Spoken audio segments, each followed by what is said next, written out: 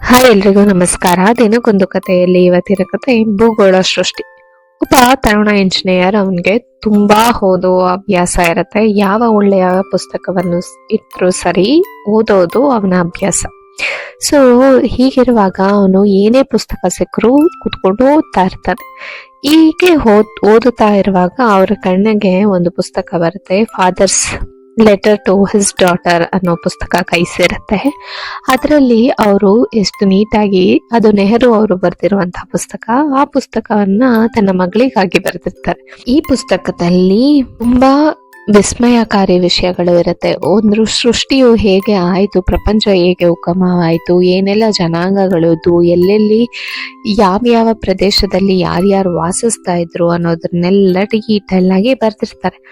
ಅದರಲ್ಲಿ ಒಂದು ವಿಷಯವನ್ನ ಪ್ರಸ್ತಾಪಿಸ್ತಾರೆ, ಹೇಳಿರ್ತಾರೆ, ಇತಿಹಾಸ ಅನ್ನೋದು ನಾವು ಬೆಳೆದು ಬಂದ ರೀತಿ, ಜನಾಂಗಗಳ ಸೃಷ್ಟಿ ಹೇಗೆ ಮತ್ತು ಕೆಲವೊಂದು ಜನಾಂಗಗಳು ಕಣ್ಮರೆಯಾಗದಕ್ಕೆ ಕಾರಣ ಇವನ್ನೆಲ್ಲ ತಿಳಿಸ್ತಾ ಹೋಗುತ್ತೆ. ಹಾಗಾಗಿ ಇತಿಹಾಸವನ್ನ ತುಂಬಾ ಶ್ರದ್ಧೆಯಿಂದನೂ ಹಾಗೂ ಪ್ರೀತಿಯಿಂದ ಓದಬೇಕು. ಏನಕ್ಕೆಂದ್ರೆ ಅದು ನಮ್ಮ ಜೀವನದ ಅಥವಾ ನಮ್ಮ ಹಿಂದಿನ ಕಾಲದ ಪೀಳಿಗೆ ಅವರು ಹೇಗೆ ಬದುಕು ಬಂದ್ರು, ಜೀವನ ಹೇಗೆ ನಡೆಸೋದ್ರು ಅನ್ನೋದು ತಿಳಿಸ್ತಾ ಬರುತ್ತೆ. ಹಾಗಾಗಿ ಅದನ್ನ ನಾವು ತಿಳಿದುಕೊಂಡಿರ್ಬೇಕು ಅನ್ನೋದನ್ನ ಪ್ರಸ್ತಾಪಿಸ್ತಾರೆ. ಇದೇ ರೀತಿ ನೀನು ಈ ಇತಿಹಾಸ ಸೃಷ್ಟಿಸುವಂತಹ ವ್ಯಕ್ತಿ ಆಗಬೇಕು, ಮುಂದೆ ಇತಿಹಾಸವನ್ನು ಓದಿ ಇತಿಹಾಸ ಸೃಷ್ಟಿಸುವಂತಹ ವ್ಯಕ್ತಿ ಆಗಬೇಕು ನೀನು ಅನ್ನೋದನ್ನ ಹೇಳಿ ಇಟ್ಟಿರ್ತಾರೆ.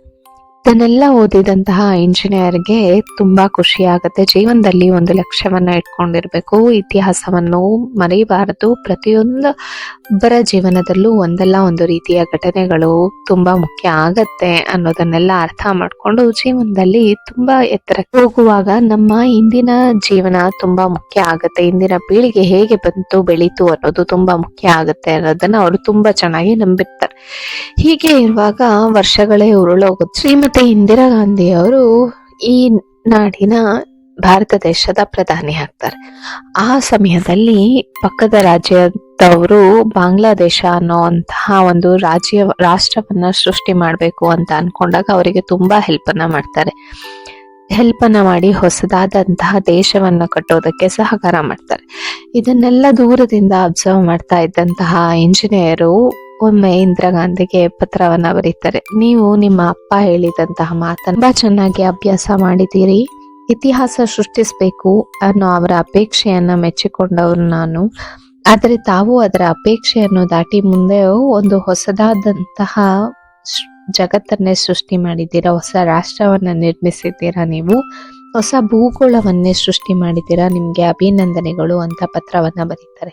ನಾವು ಚಿಕ್ಕ ಮಕ್ಕಳಾಗಿದ್ದಾಗ ಎಸ್ಪೆಷಲಿ ಮಕ್ಕಳ ಸಬ್ ಕಾನ್ಶಿಯಸ್ ಲೆವೆಲ್ ಅಲ್ಲಿ ವರ್ಕ್ ಮಾಡಿದ್ರೆ ಖಂಡಿತವಾಗೂ ಮನಮುಟ್ಟುವಾಗಿ ನಾವು ಅವರನ್ನ ಪ್ರೇರೇಪಿಸಿದ್ರೆ ಅವ್ರು ಮುಂದೆ ರಾಷ್ಟ್ರಕ್ಕೆ ಉತ್ತಮ ಪ್ರಜೆಗಳಾಗ್ತಾರೆ, ದೇಶಕ್ಕೆ ಉತ್ತಮ ಪ್ರಜೆಗಳಾಗ್ತಾರೆ ಅಂತ ಹೇಳ್ತಾ ಇವತ್ತಿನ ಕಥೆಯನ್ನ ಮುಗಿಸ್ತಾ ಇದ್ದೀನಿ. ನಾಳೆ ಮತ್ತೊಂದು ಹೊಸ ಕಥೆಯೊಂದಿಗೆ ಭೇಟಿಯಾಗೋಣ. ಅಲ್ಲಿಯವರೆಗೆ ನಮಸ್ಕಾರ. Thank you so much.